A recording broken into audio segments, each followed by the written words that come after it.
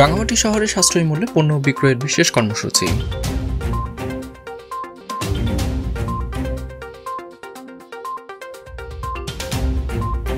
কোনো ধরনের কার্ড ছাড়াই সাশ্রয়ী মূল্যে পণ্য ক্রয়ের বিশেষ সুবিধা চালু করছে রাঙামাটি জেলা প্রশাসন। 5 মার্চ বুধবার থেকে রাঙামাটি শহরের 5টি পয়েন্টে এই সুবিধা পাওয়া যাবে। ট্রাকে করে বিক্রি করা এই পণ্য সামগ্রী প্রত্যেকটি পয়েন্ট থেকে প্রথমে 400 জন ভোক্তা এনআইডি বা টিসিবি কার্ড ছাড়াই ক্রয় করতে পারবেন। জেলা প্রশাসন জানিয়েছে, পবিত্র রমজান উপলক্ষে চালু হওয়া টিসিবির ট্রাক সেল শিরোনামে এই বিশেষ কর্মসূচি 5 মার্চ বুধবার থেকে 22 মার্চ পর্যন্ত শুক্র ও শনিবার ব্যতীত প্রতিদিন চালু থাকবে।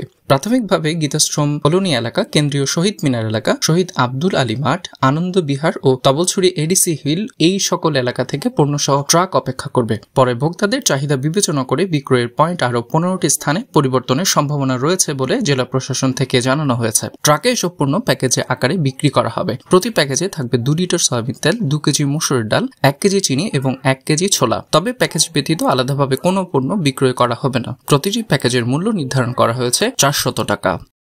Desk report, CST TV।